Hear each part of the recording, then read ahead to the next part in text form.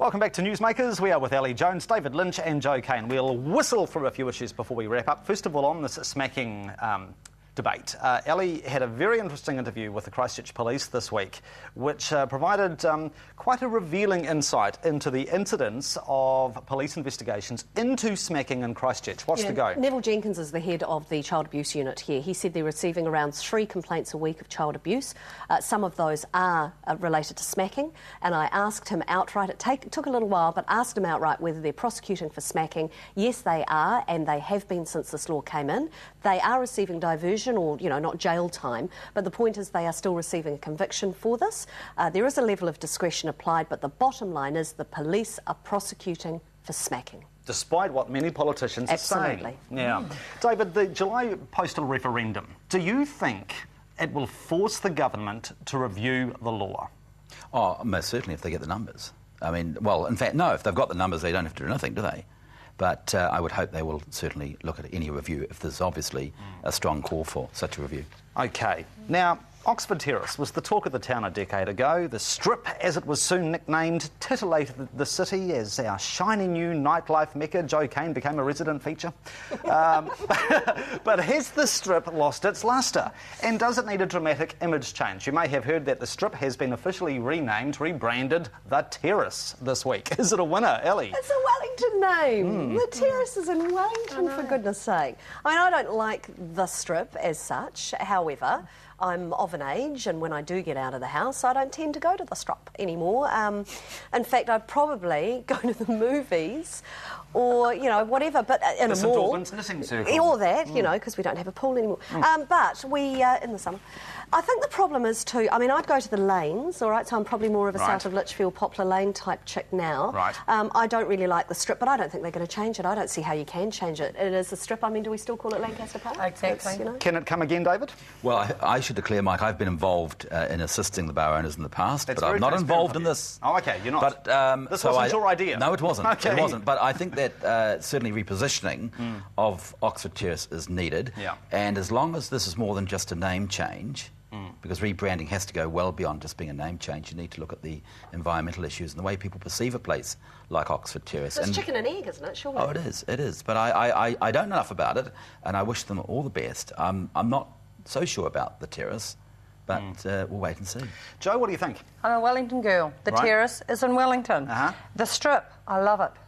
I'm going to continue going to the Strip, just like I continue going to Lancaster Park. Do you go to the Strip, really? Yes.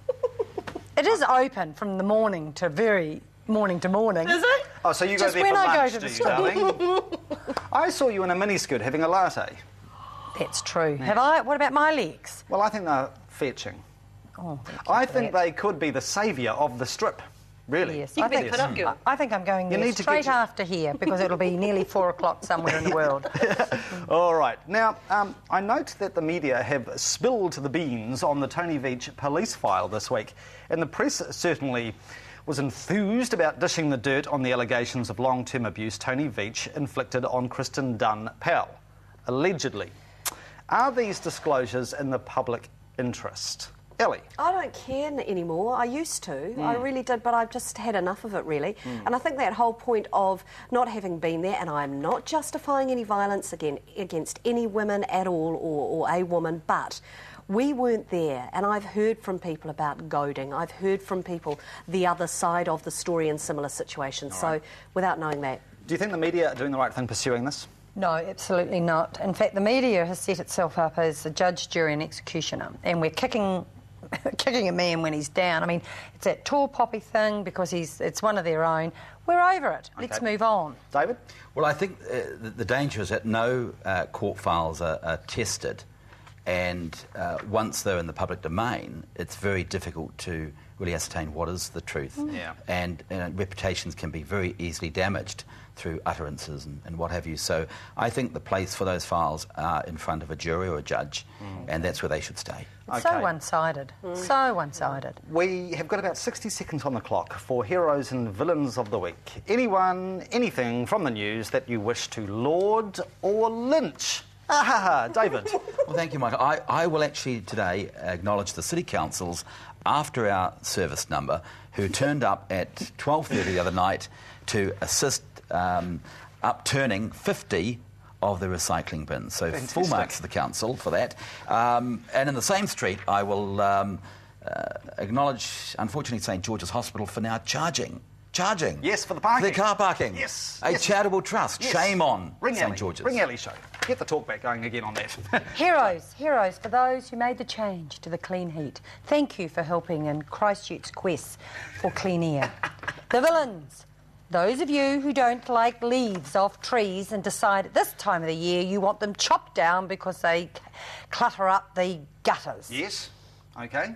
You finished? Yes. Very good. Melly? Okay. Heroes, everyone who keeps supporting New Zealand music and Yes. Christchurch Music, New Zealand Music Month. 10 seconds. Whitebait TV, Janine Morrell and Jason Gunn for their insight. Villains, banks, power companies and petrol companies. Doesn't leave much, does it, really? I think you've covered off most of the world. I want transparency. I want to know how you're making all your money. The banks. We will get to this Well, I week's wouldn't question on mind the that 10 million Newsmakers that- poll. Do you support SAFE's publicity campaign tactics against the pork industry? Yes or no? Email newsmakers@ctv.co.nz. You can vote on the web, mykeyardley.com, or use Postman Pat, PO Box 1100 Christchurch. Yes, we are running out of time.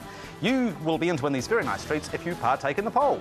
Andre Rior's latest album, You'll Never Walk Alone, and a shopping gift voucher from Pack and Save. You can go and buy some Happy Pig.